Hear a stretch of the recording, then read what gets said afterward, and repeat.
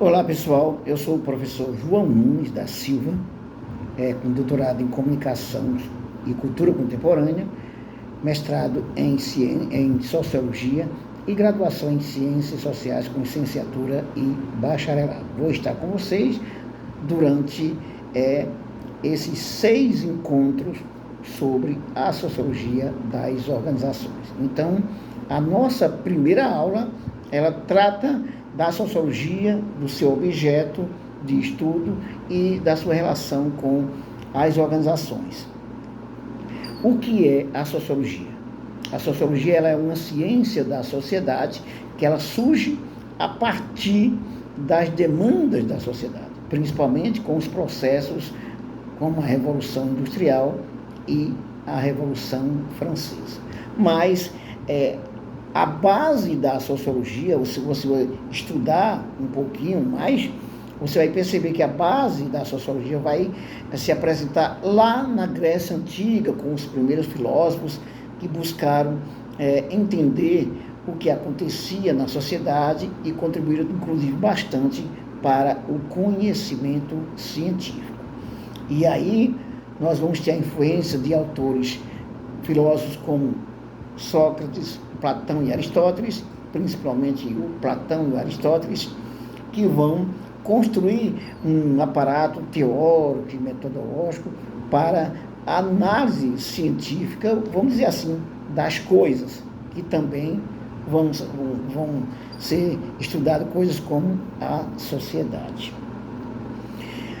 O que aconteceu com os filósofos gregos, qual a influência dos filósofos gregos? Eles vão influenciar no modo de pensar como estudar cientificamente alguma coisa.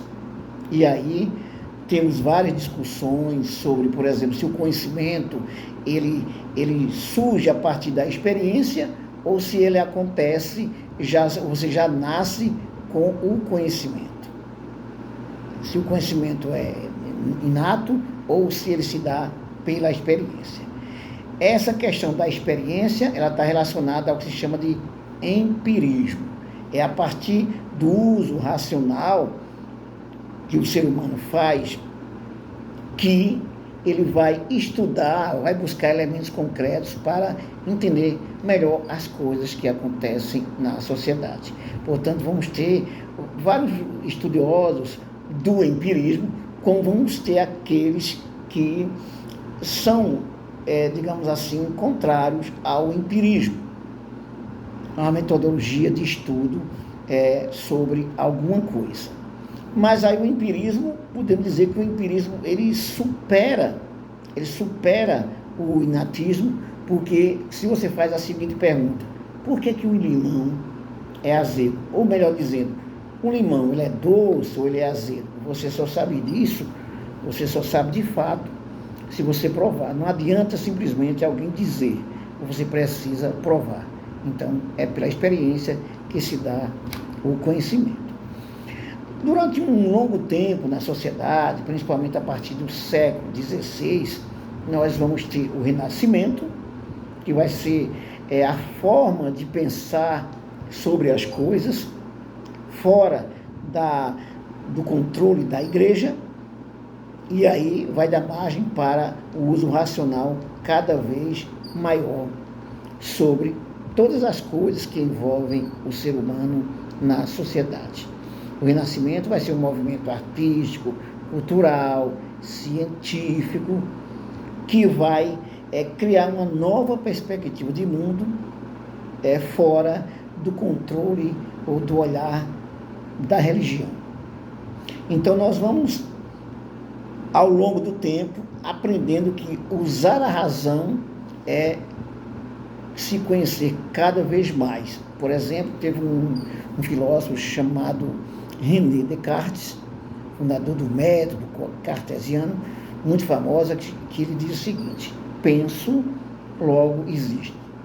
Então, é exatamente o ato de pensar que dá essa demonstração clara do que é a existência. Na verdade, você existe porque você pensa, porque você é racional. Se você não tem a noção do mundo que você vive, então você não usa a razão para entender este mundo. Bom, no século XVI tivemos o Renascimento, que vai superar o controle religioso da sociedade. O conhecimento vai ser buscado de forma mais dinâmica.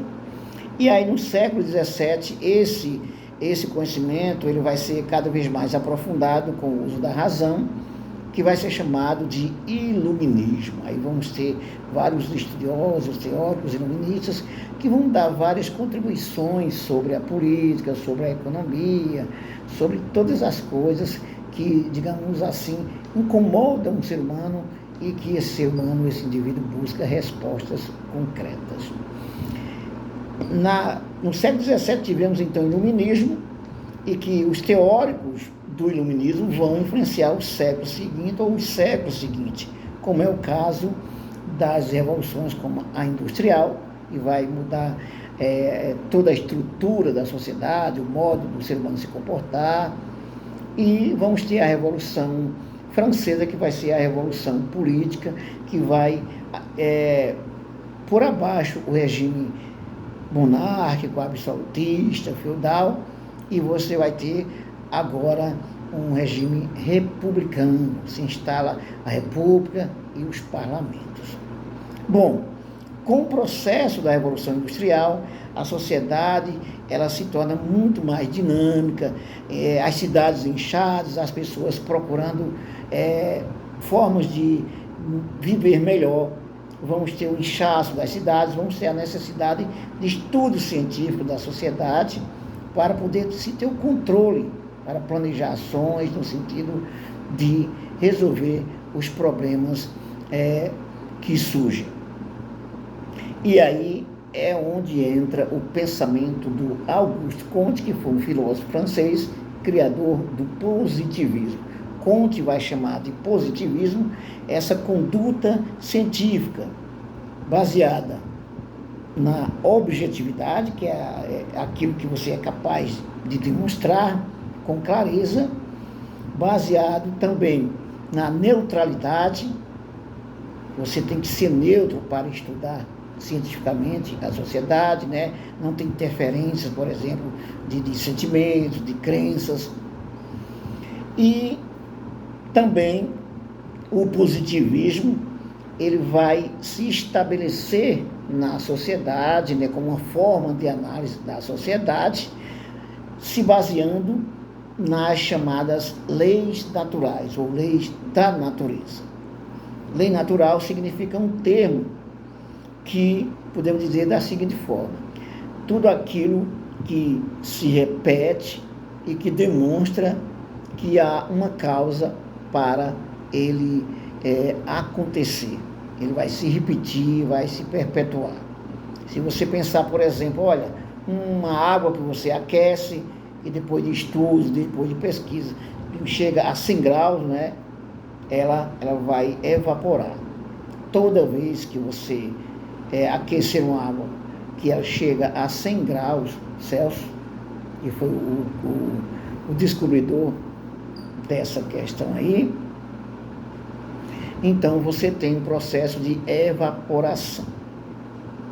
Então você tem aí uma lei natural.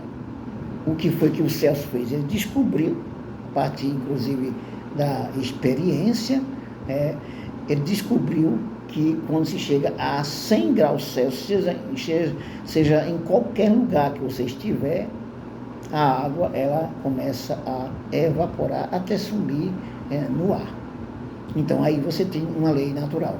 E o que é que o Comte faz? Ele vai demonstrar que a sociedade, para ser analisada, ela precisa se basear também em leis naturais. Ou seja, da mesma forma que as leis naturais acontecem nas ciências da natureza, elas também acontecem na sociedade. As coisas que se repetem na sociedade, você pode estudar a partir da perspectiva das leis naturais. Quando você fala, por exemplo, do desemprego, você vai ver que ele se repete, ele se apresenta na sociedade exatamente pela repetição. Então, você tem também uma lei natural, de modo que você pode estudar com objetividade e também com neutralidade, não se envolver no fenômeno, né? E aí você vai encontrar formas de descobrir as causas do desemprego, por exemplo. Então, o Augusto Comte, ele vai dar uma contribuição muito importante para a análise científica da sociedade. O Comte, ele considerava que a sociedade, o conhecimento, ele vai acontecer pelo menos de três formas. Ele vai ter um processo de evolução. Vamos ser, na primeira fase primitiva, você vai ter um conhecimento teológico, onde você vai explicar as coisas a partir das crenças numa divindade. E depois você vai ter o conhecimento metafísico, usando a razão, é o caso da filosofia. E, em seguida, você vai ter o conhecimento positivo, que é o conhecimento científico, aquele que se vai basear na experiência, em métodos, e de modo que você vai chegar à resposta concreta sobre o que acontece, sobre determinado fenômeno que acontece na sociedade. Então, Augusto Comte, com isso, ele vai estabelecer uma forma de análise científica da sociedade, ok? Bom, com isso, o Comte vai contribuir para a sociologia. A primeira forma de análise científica da sociedade vai ser chamada por ele de física social, porque se baseia na física, nas leis naturais. Em seguida, vai se dar o nome de sociologia, o estudo científico da sociedade, ok? Bom, e aí a sociologia ela vai avançando ao longo do tempo, à medida que as coisas vão se tornando mais complexas. E aí você tem, por exemplo, família, instituições de forma geral, você tem a economia, você tem as empresas, e você tem a necessidade de descobrir por que é que as coisas acontecem na sociedade. O Comte, na verdade, deu a sua contribuição para a análise científica da sociedade, e a sociologia ela vai ter como objeto de estudo a coletividade, considerando as interações sociais. Quando você quer entender alguma coisa, estudar cientificamente a sociedade, você precisa buscar aquilo que está na maioria, aquilo que se apresenta na maioria da sociedade, e aí você vai ter uma forma mais, digamos assim, segura de estudar cientificamente a sociedade. Existem três clássicos que surgiram para a sociologia, ou melhor dizendo, três clássicos da sociologia. A partir de Augusto Comte, vamos ter o Durkheim, que vai definir o fato social como objeto de estudo da sociedade, que vai estar voltado para a coletividade. O fato social é tudo aquilo que, digamos assim, são maneiras de agir, de pensar e sentir coletivamente, que apresentam uma pressão sobre o indivíduo, que é exterior ao indivíduo e que é geral, que está também, você pode encontrar em toda parte. Com isso, o Durkheim dá uma contribuição significativa para a análise científica da sociedade. Depois vamos ter um teórico chamado Max Weber, Max sem o R, tá? Max Weber foi um teórico alemão, o Durkheim era francês, e o Weber, ele vai estudar, vai apresentar como objeto de estudo da sociedade a ação social, que é uma ação baseada no sentido, baseada no outro. É uma ação racional baseada no sentido também de influenciar o outro.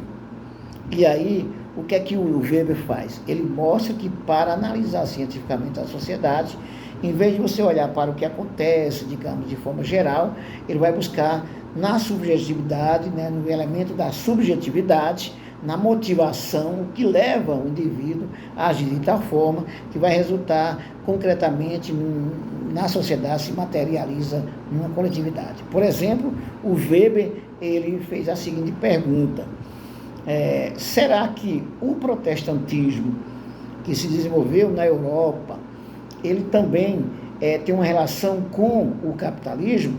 O Weber teve essa preocupação e ele mostrou que sim. Por quê? A ação protestante, ou a ação do protestante vai ser uma ação calculada, pensada, que vai resultar num comportamento que é chamado de ascético, né? um comportamento disciplinado, que vai gerar a acumulação de riqueza.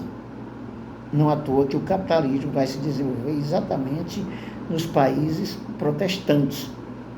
O Weber demonstra também que o capitalismo é a sociedade extremamente baseada na racionalidade e que você precisa, inclusive, saber como funciona essa sociedade, tá? Então, o Weber dá um olhar baseado na racionalidade, na ação do indivíduo pensada a partir do outro, baseada numa motivação. Se você perguntar assim, por que surge uma igreja, digamos assim, uma igreja como a Adventista do Sétimo Dia?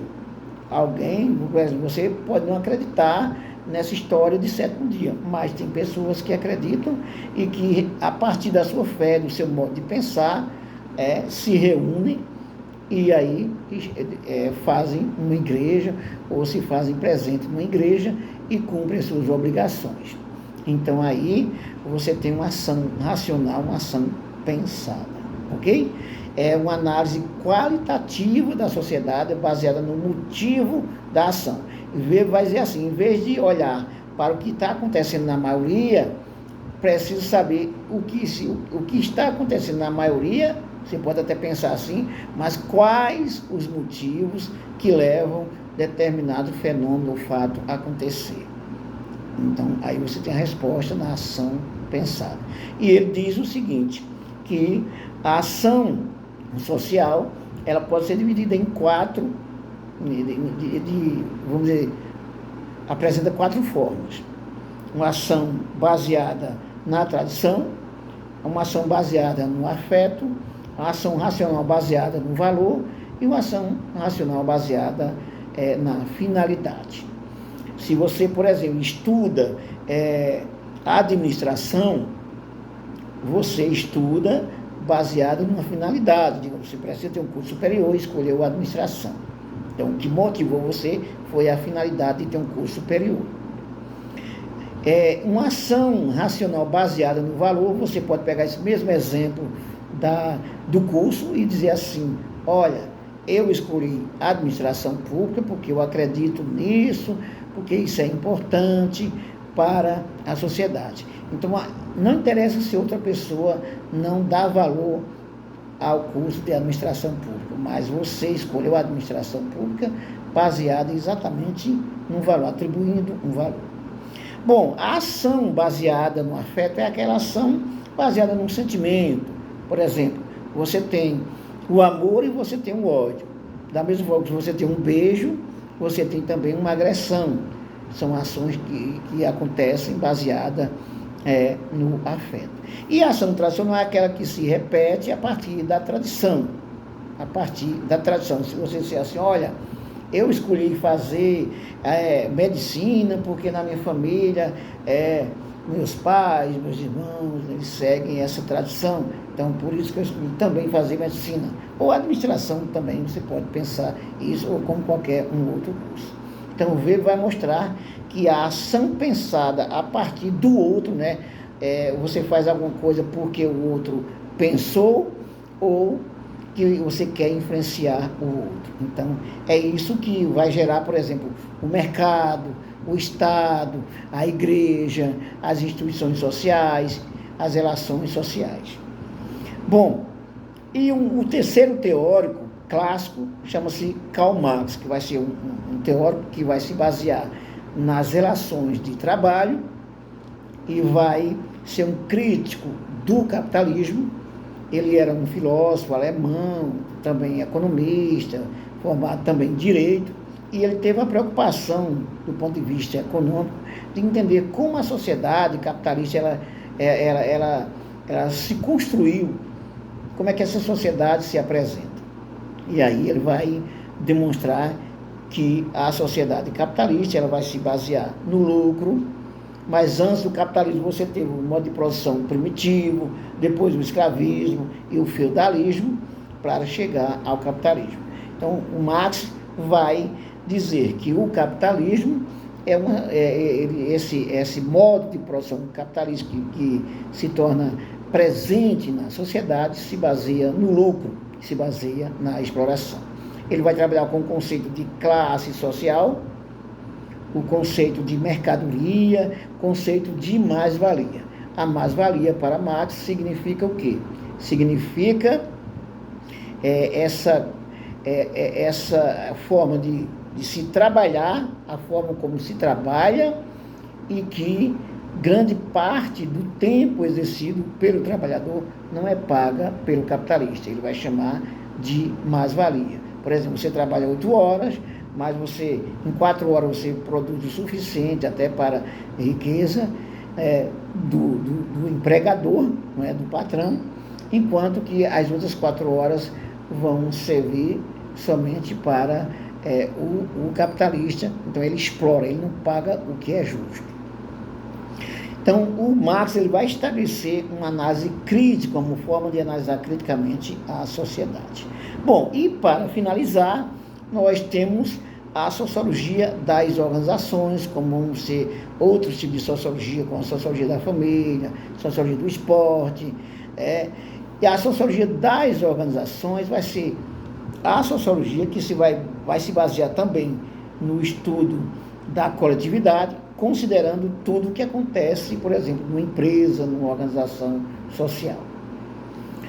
A sociologia econômica vai ser a parte da sociologia que vai estudar os fenômenos econômicos que influenciam a sociedade, o indivíduo na sociedade, e que você tem todos os processos de interações sociais que levam a um tipo de realidade social. E aí você vai entender, por exemplo, sobre determinados produtos, sobre determinadas mercadorias, sobre determinadas empresas. Na apostila você tem alguns exemplos assim, muito interessantes. Por exemplo, na Bolívia, os bolivianos eles rejeitaram o McDonald's. O McDonald's atuou pouco tempo na Bolívia, e a Bolívia vai rejeitar o McDonald's, que é um alimento, tipo assim, uma mercadoria que passou a ser bastante difundida na sociedade, principalmente americana, e depois foi espalhada pelos países afora. E por que os bolivianos vão rejeitar o McDonald's? Primeiro, porque eles têm uma tradição indígena e que não acreditam que o McDonald's seja tipo um alimento que vai servir para o indivíduo, para se alimentar. Porque o boliviano indígena, ele acredita mais nos elementos naturais, nos produtos naturais. E aí você pode se perguntar sociologicamente por que isso acontece, né? Quais os impactos dessa questão aí. Por exemplo, os bolivianos, eles rejeitam o McDonald's. Aí você vai analisar os fenômenos culturais, os fenômenos sociais, você vai buscar os fatores que estão presentes na sociedade que possam explicar o comportamento do boliviano, no caso, quando ele rejeita o McDonald's, ok? Bom, isso é um pequeno resumo sobre a primeira parte, né, da nossa disciplina, que é sobre a sociologia, seu objeto de estudo e a sua relação com as organizações. Leia a apostila, os capítulos que estão na apostila, os textos complementares, acompanhe os nossos vídeos, as nossas aulas, responda às atividades revisionais e às atividades avaliativas, que você vai aprender bastante sobre a sociologia e sua importância para a administração e para a sociedade de forma geral. É isso aí e até mais.